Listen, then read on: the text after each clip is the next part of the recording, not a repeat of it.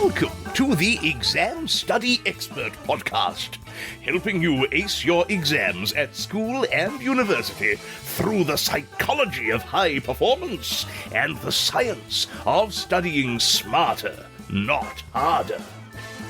It's my pleasure to introduce your host, the Cambridge-trained memory psychologist and exam success coach, William Wadsworth.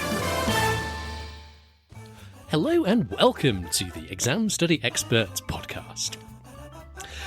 If you're on my email list, I sent an email out a week or two back about my own mindset story, lessons I learned about student mindset from my own times as a student and a scholar.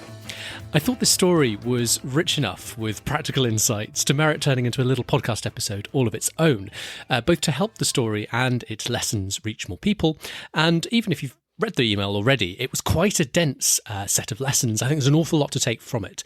So even if you caught it, maybe you sort of skimmed through it, didn't quite read everything.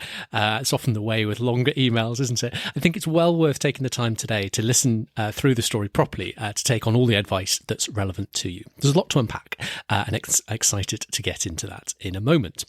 Besides, some of the most popular episodes of the show that I've ever done have been those where I've dissected lessons I've learned from various aspects of my own student experience. So I think you'll enjoy what's coming up today.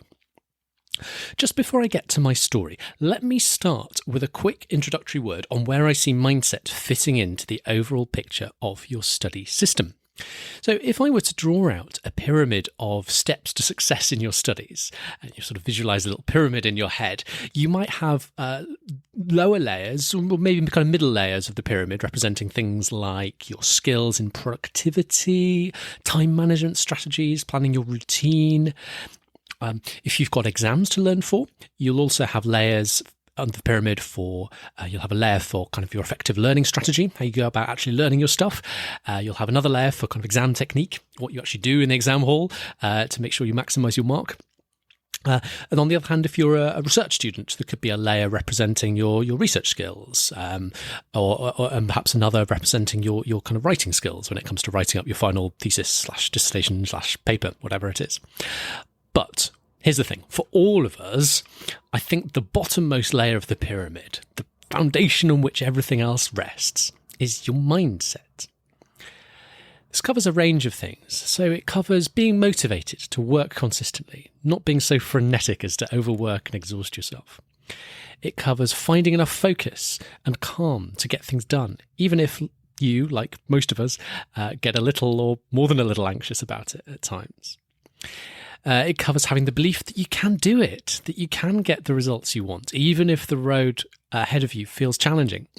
Because if you don't have that belief that it's at least possible, that you've at least got a chance, why would you even try? And so much more. I believe we don't spend enough time working on this first and most fundamental layer of our scholar's pyramid, mindset. So to help make all this concrete for you today and give you some practical insights, it's a very personal thing, but I think there's also lessons we can learn from each other. So let me open up to you on my own mindset journey as a scholar and perhaps some of the lessons that might be relevant to you in the sorts of challenges you're facing in your own journey. I'm going to highlight 3 moments along my journey in particular, representing different stages, different challenges, and different impacts that they had, and of course different lessons that you learn from each. The first moment is back in my kind of school years, so I sort of even pre-teens, but certainly into kind of early teenage years. So it was relatively young, certainly younger than most of our listeners. And it was the classic procrastination and lack of self-discipline. So, the challenge here was putting off my homework, my assignments till later in the evening, with the very familiar impact, I'm sure, to many of you, that I ended up rushing the work, not doing it as well as I could. And also, I think, worst of all, I never had any real, I never had so much good quality free time, because I always had this kind of incomplete work hanging over me, which was ridiculous, of course, because I was so young. It wouldn't have taken me that long to get through my homework. I didn't have so much that it was taking me all night. I could have just got it done quickly and then had the rest of the evening to myself. So in the grand scheme of things, this was a relatively minor complaint. I was lucky. I managed to get a grip on this pretty quickly, such that kind of as I got through early into mid-teenage years, I became pretty conscientious, and that kind of attitude stuck with me really for the rest of my life so far. That said, I'm still not immune to procrastination, even to this day, especially when tasks are particularly aversive.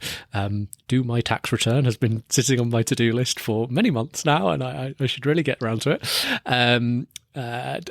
Not due until the end of January, but I should, anyone that's ever got a tax return to fill in, I'm sure you sympathise, and I'm sure you have similar tasks that have been kind of lurking around on your to-do list. Just because you've been putting them off, they're not super urgent. You need to get them done, but they're not the most enjoyable tasks in the world, so you kind of put them off and procrastinate on them. The second moment I wanted to touch on is exam nerves. So this was kicking in kind of as I got into later teenage years and was taking kind of major exams towards the end of school days. So here in the UK, the big school exams you take are GCSEs, age kind of 16, and then A-levels, aged around 18. So for my A-levels in particular, I think GCSEs too, actually. So both of these sets of exams, I remember getting pretty nervous ahead of exams. They meant a lot to me at the time. I was keen to do well. And sometimes, particularly for exams that I was feeling less prepared on, was more worried about, to start with, my approach was to work later, up the night before the exam, trying to get some last minute, reading and preparation done, which, of course, wasn't a good idea in the grand scheme of things, because it then meant I slept badly because I was anxious and I had all that course content and my, worries about it running around my head. So I didn't get such a good night's sleep ahead of the big exam. Now, in the grand scheme of things, this was a kind of minor to moderate issue again. So maybe slightly more significant than the procrastination thing. But again, I managed to learn my lesson relatively quickly, began practicing better sleep hygiene after one or two rounds of this experience of working late and then, being nervous and not sleeping very well. And in particular, what really made the difference for me was stopping work well before bed, having a really good wind down routine.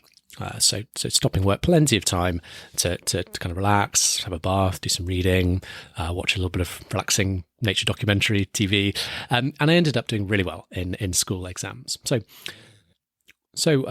much so, in fact, that I started to write about exam strategies, and I started writing a little book about how to prepare for your exams, and the first things I was writing about was how to get a good night's sleep before exams.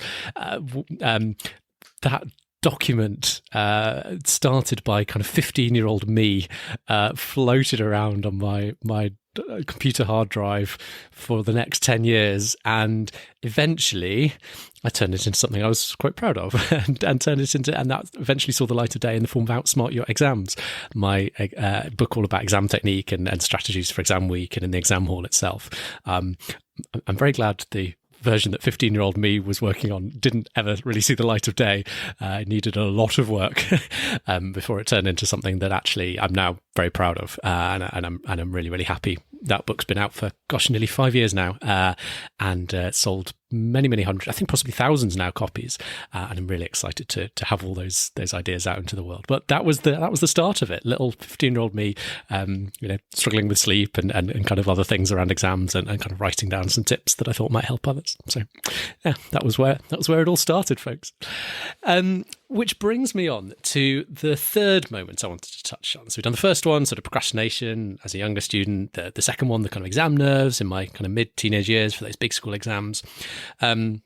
As I say, the school exams went pretty well. Managed to get myself a place at Cambridge University off the back of some pretty good school grades.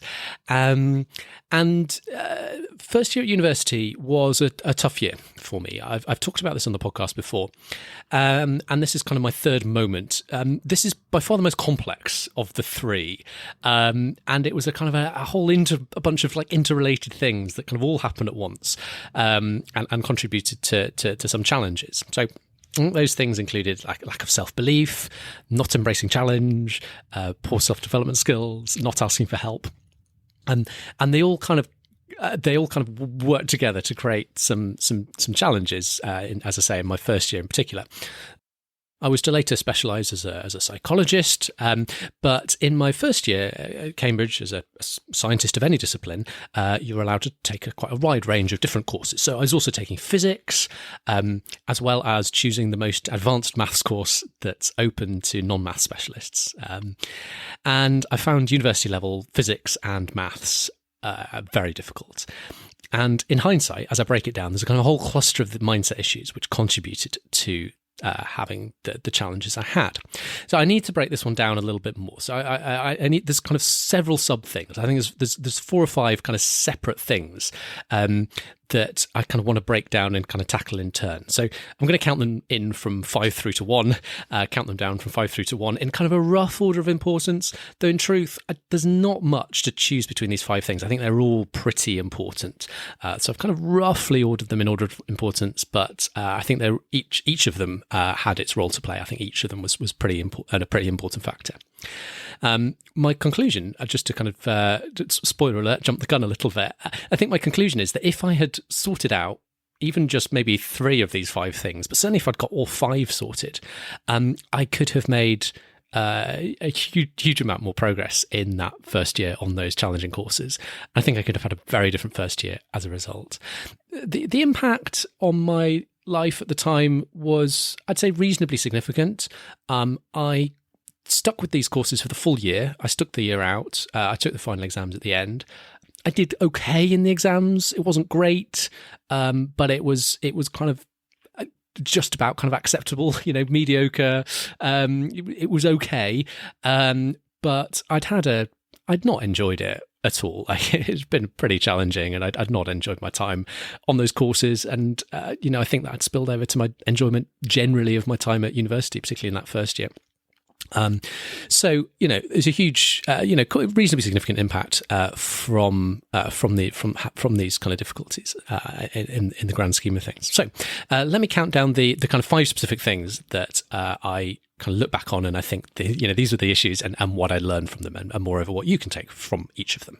So in at number 5 is lack of self-belief. I was finding the subjects difficult, and I didn't have confidence in my ability to get better at them. And because I lacked that hope that things could get better for me, I didn't try to make things better. My goal was simply to get through each week's assignments, to kind of come through unscathed without getting into trouble, I suppose. Certainly not having a goal of truly understanding the course material of that week. So my belief that I wasn't going to get any better kind of became a self-fulfilling prophecy. This may have been linked a little bit to imposter syndrome, just in not serious, not in a kind of a severe way, but in just a kind of a light way. On some level, I didn't believe that I was good enough to be at Cambridge. I suspect my attitude might have been different for the better if I'd been at a different university. If I didn't believe I was at such a prestigious university, I might have had that belief that, actually, I should be able to do this stuff, and I might have kind of approached it my attitude might have been a whole load different, and I might have grappled with the material a little bit more, and perhaps made a bit more progress with the course material than I ended up doing.